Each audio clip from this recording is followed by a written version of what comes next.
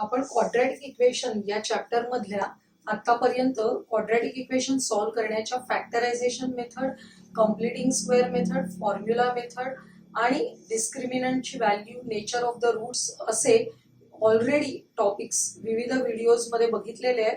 त्याच्या लिंक्स या व्हिडिओच्या डिस्क्रिप्शन मध्ये दिलेल्या आहेत. आपण आता पुढचा टॉपिक आज बघणार आहोत, the relation between roots of the quadratic equation. बघा कोणातलं रिलेशन बघायचंय, relation between the roots of the quadratic equation and the coefficients. ते जे इक्वेशन आहे त्याच्यामध्ये ए बी सी हे जे कोइफिशियंट्स असतात त्याचं आणि त्या रूट्सचं असलेलं रिलेशन आपल्याला बघायचंय. आपण जी फॉर्म्युला मेथड शिकलो होतो त्याच्यामध्ये फॉर्म्युला मेथड यूज करून directly roots of the equation काढत होतो.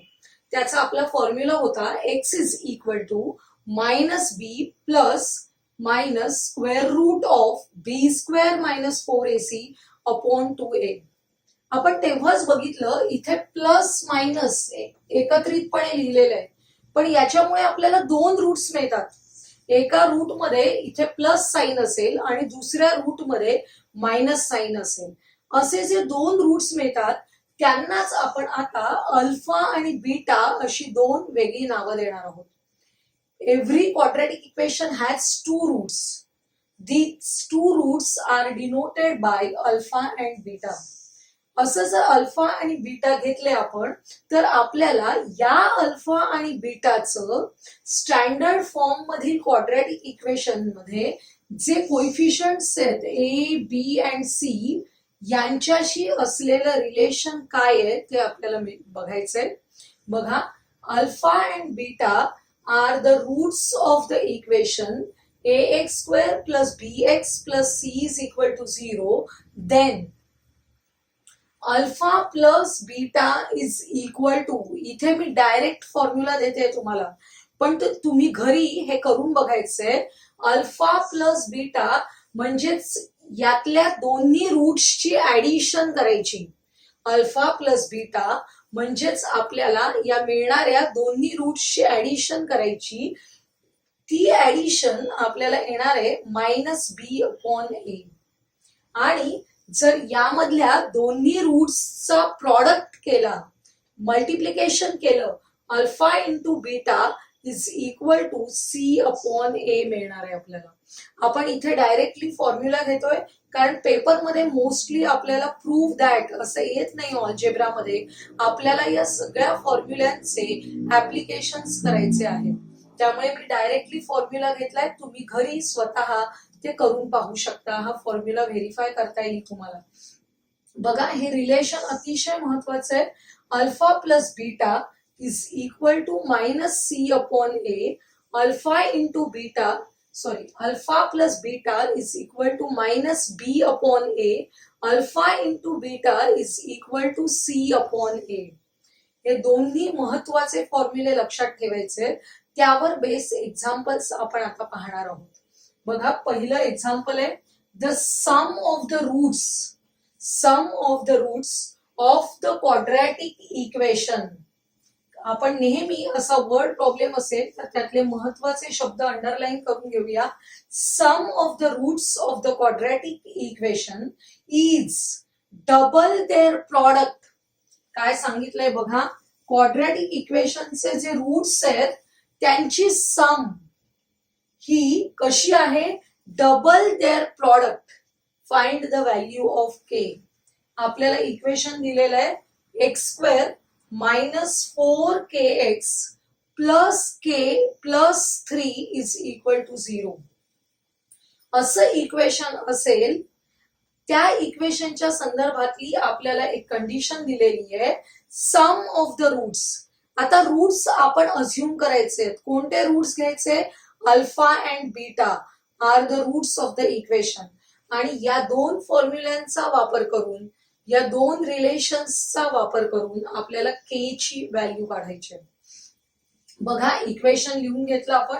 घेताना मी काय केलंय, x square minus 4kx plus हा जो सगळा पार्ट आहे तो आपला कॉन्स्टंट पार्ट आहे, त्याला आपण एका ब्रॅकेटमध्ये घेऊया, equal to 0.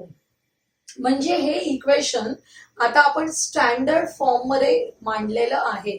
X स्क्वेअरची term, एक्सची term आणि कॉन्स्टंट नंबर. मग हे स्टँडर्ड फॉर्मशी कम्पेअर केलं की आपल्याला ए ची व्हॅल्यू मिळते. ए ची व्हॅल्यू म्हणजे एक्स स्क्वेअरचा कोइफिशियंट, ए ची व्हॅल्यू मिळते 1. बी ची व्हॅल्यू -4k. बघा या एक्सचा कोइफिशियंट घ्यायचंय -4k प्लस सी ची व्हॅल्यू संपूर्ण ब्रॅकेट घ्यायचंय, म्हणूनच मी याला ब्रॅकेट मध्ये टाकलंय. तो जसाच्या तसा घ्यायचाय k+3. ए बी सी तिन्ही कोइफिशियंट्स आपल्याला मिळाले. If alpha and beta are the roots of the equation, आपल्याला 2 रूट्स या कंडिशन मध्ये सांगितलेले आहेत. ते आपण नेहमीच्या वर्ड प्रॉब्लेम्स मध्ये कसं घेतो एक्स वगैरे व्हेरिएबल, तसे आपण काय घेणार आहोत अल्फा अँड बीटा. बघा if alpha and beta are the roots of the equation, then आपली कंडिशन काय सांगते sum of the roots. Sum of the roots म्हणजे काय alpha plus beta is equal to काय सांगितलंय डबल देअर प्रॉडक्ट. प्रॉडक्ट म्हणजे काय अल्फा इंटू बीटा त्याच्या डबल म्हणजेच 2 टाइम्स अल्फा बीटा. आपल्याला एक इक्वेशन मिळालं alpha plus beta is equal to 2 times alpha beta. या कंडिशन प्रमाणे हे एक इक्वेशन मिळालेलं आहे, त्याला आपण एक आकडा देऊया. आता आपल्याला फॉर्म्युला आहेत आपल्याकडे. अल्फा प्लस बीटाची व्हॅल्यू काढण्याचा फॉर्म्युला आहे -b/a. हे जे मायनस साइन आहे ते मी तसंच ठेवलंय आणि बी ची व्हॅल्यू घेतोय आपण. बी ची व्हॅल्यू आहे -4k अपॉन ए ची व्हॅल्यू आहे 1. मायनस मायनस प्लस 4k झाले. लक्षात आलं. म्हणजे अल्फा प्लस बीटा काय झाला 4k. आता काढूया alpha into beta is equal to formula बघा c/a. c/a. c म्हणजे कॉन्स्टंट टर्म आपल्याकडे आहे k+3. k+3 लिहून घेतली अपॉन 1.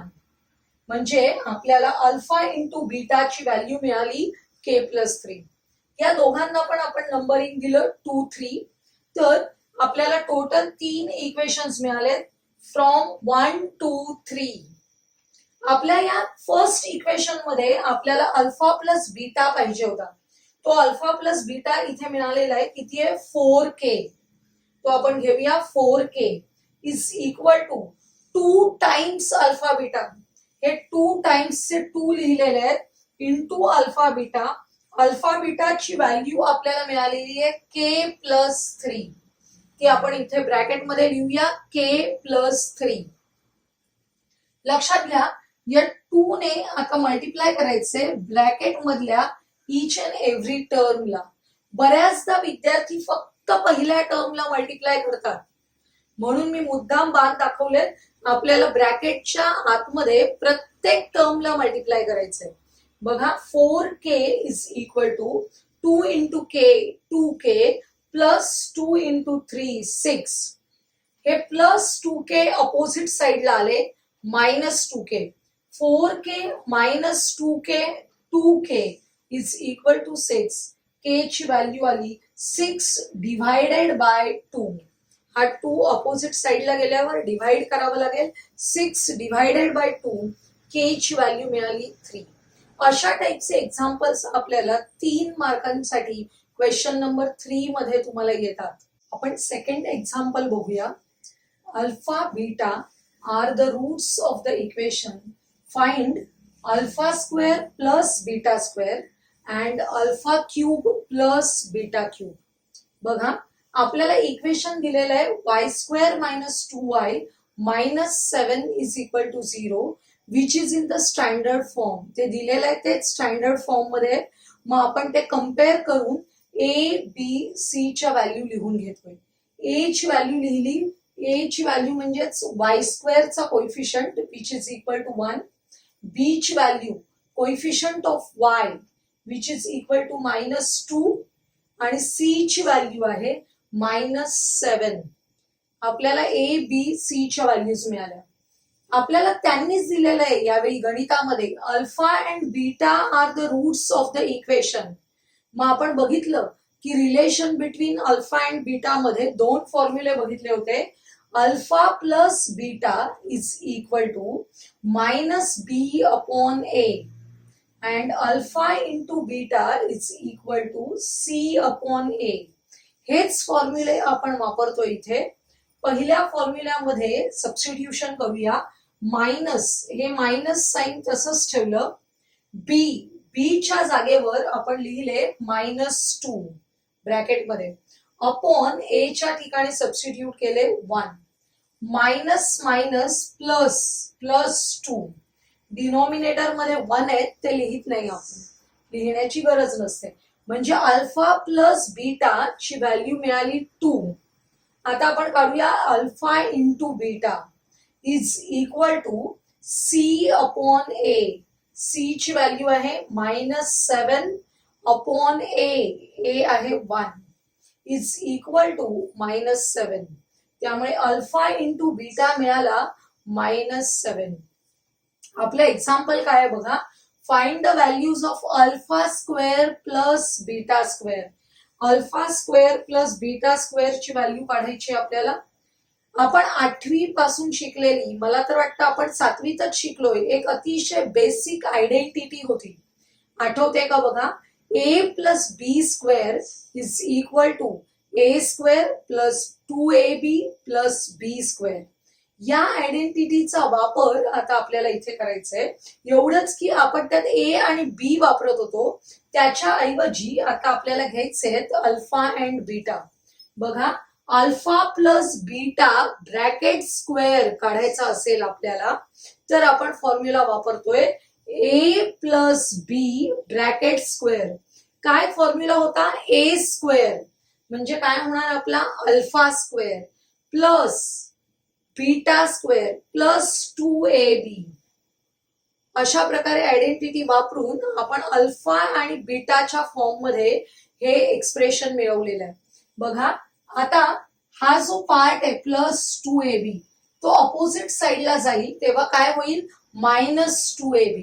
आणि काय या बाजूला शिल्लक राहील फक्त alpha square plus beta square is equal to alpha plus beta bracket square minus हा पार्ट इकडे गेलेला आहे -2 अल्फा बीटा. लक्षात आलं? हे मी रफ काम केलेलं आहे तुम्हाला एक्सप्लेन करण्यासाठी. तुम्ही डायरेक्टली हा फॉर्म्युला यूज करू शकता. लक्षात आले?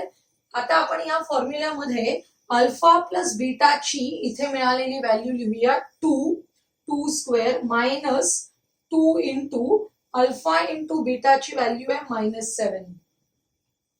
2 स्क्वेअर झाले 4 plus -2 into -7 14 plus 14 minus minus multiplication plus येणार आहे.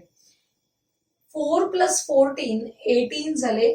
म्हणजे आपलं पहिलं गणित सुटलेलं आहे त्यातलं a square plus b square is equal to 18. आता आपण सेकंड पार्ट कडे जाऊया. याच्यामध्ये क्यूब्स आहेत.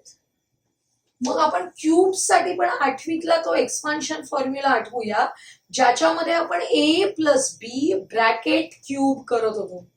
ए plus B bracket cube is equal to A cube plus B cube plus 3ab into bracket A plus B.